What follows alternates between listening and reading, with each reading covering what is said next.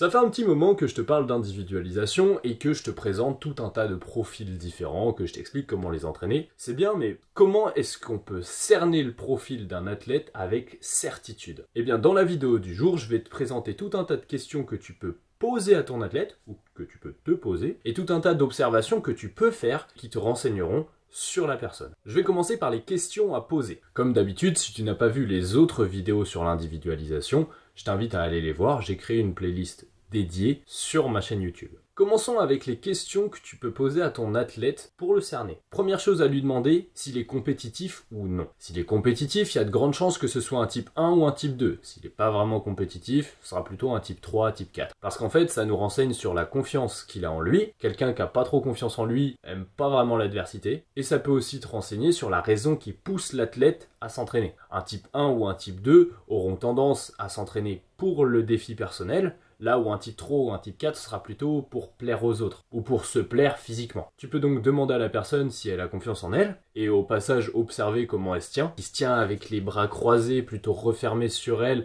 qui parle peu fort, c'est une personne qui a pas beaucoup confiance en elle, et quelqu'un qui est à l'inverse, beaucoup plus redressé, beaucoup plus ouvert, a naturellement plus confiance en lui. Là-dessus, petite image que tu peux garder à l'esprit, quelqu'un qui n'a pas confiance aura une posture de protection. Pense aux insectes, quand tu tapes dessus, ils se remettent en boule parce qu'ils cherchent à se protéger, là où quelqu'un qui a confiance peut exposer ses parties vitales parce qu'il est confiant, il se dit l'autre peut me mettre un coup en premier, même aux parties vitales, je risque rien, je le défonce. Bon voilà, encore une comparaison à la moulax que tu garderas en tête. Autre question que tu peux poser à l'athlète, qu'est-ce qu'il préfère entre effectuer un mouvement de la manière la plus propre possible, type 2 du coup, effectuer le mouvement le plus difficile possible, même s'il est moche, type 1, ou tenir le mouvement le plus longtemps possible, plutôt type 3. Dans tous les cas, lorsque tu poses cette question, dis bien qu'il n'y a pas de bonne ou de mauvaise réponse. Parce que les athlètes pourraient se dire « Ah bah, faut que je réponde la plus propre possible, parce que sinon je vais me faire taper sur les doigts. » Ensuite, tu peux essayer de cerner le besoin en variété qu'a l'athlète. Ce que je leur demande souvent, c'est « Est-ce que tu pourrais suivre le même programme pendant 3 mois ?» Ou est-ce que tu auras besoin de changement tous les mois? Ou est-ce que même toutes les 2 semaines ou à chaque séance, tu auras besoin de changement? S'il a besoin de beaucoup de variété,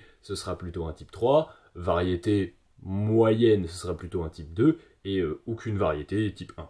Ensuite, dernière question principale pour te renseigner sur le fonctionnement de l'athlète. Est-ce qu'il préfère suivre un plan à la lettre, être très carré parce que sinon il se disperse trop, fonctionner vachement au feeling, c'est-à-dire avoir la logique d'entraînement général et puis il se débrouille après pour le nombre de séries, nombre de répétitions ou que sais-je, ou est-ce qu'il lui faut plutôt un entre-deux? Si c'est quelqu'un qui ressent le besoin d'être très organisé, très carré, ce sera généralement un type 2, mais tous les types 2 ne sont pas comme ça. Si c'est quelqu'un qui est plutôt dans l'entre-deux, ce sera généralement un type 3, et quelqu'un qui te dit qu'il veut juste s'entraîner au feeling, ce sera un type 1.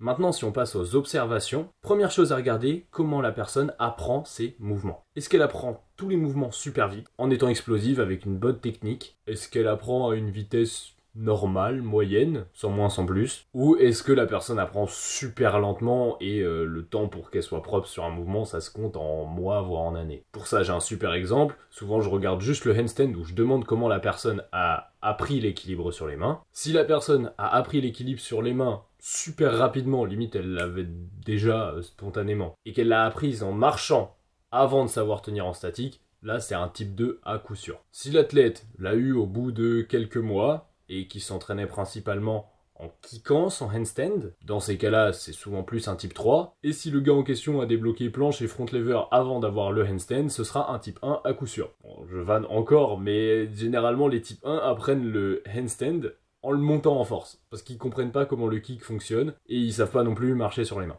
Autre observation à l'entraînement qu'on peut faire, comment l'athlète se comporte lorsqu'il arrive proche de l'échec. Je sais pas, tu demandes de faire un max de traction, est-ce que sur ces dernières répétitions, ça monte à 2 à l'heure, mais ça monte quand même, il tremble de partout, dans ces cas-là ce sera plutôt type 1. Est-ce que lorsqu'il fait son max de traction, c'est plutôt très rapide, et ça s'arrête d'un seul coup, dans ces cas-là ce sera plutôt type 2, ou est-ce que c'est une sorte d'entre-deux, au début il sait être plutôt explosif et à la fin plutôt contrôlé, dans ces cas-là ce sera plutôt type 3. Dernier petit repère bonus, est-ce que après avoir arrêté l'entraînement pendant 2 ou 3 jours voire plus, sa séance de reprise est systématiquement mauvaise? Si c'est le cas, ce sera plutôt un type 1 ou un type 2, si c'est pas le cas, que ses performances ça reste parfaitement ok même s'il s'arrête 5 jours, ce sera plutôt un type 3 ou un type 4. t'apprécies la valeur de mon contenu gratuit, je crois que t'imagines même pas ce que le contenu payant te réserve. Les informations que je te révèle sur l'individualisation sont absolument inédites. Personne en a jamais parlé en street workout. Pour te former là-dessus et réussir à faire progresser n'importe qui, comprendre les différences dans l'entraînement d'un athlète à l'autre, c'est dans ma formation individualisation que tu auras toutes les réponses. Tu trouveras un lien vers cette dernière en description.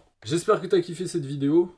Partage-la, like. Tu peux aussi me dire ton profil ou me poser des questions si t'en as. Si tu veux que je te présente des méthodes qui correspondent à chaque profil, mais j'attends de l'engouement parce que c'est quand même des vidéos qui sont exclusives, que tu trouveras nulle part en street workout. Je te souhaite une bonne journée, une bonne récupération et un bon entraînement. C'était Moulax.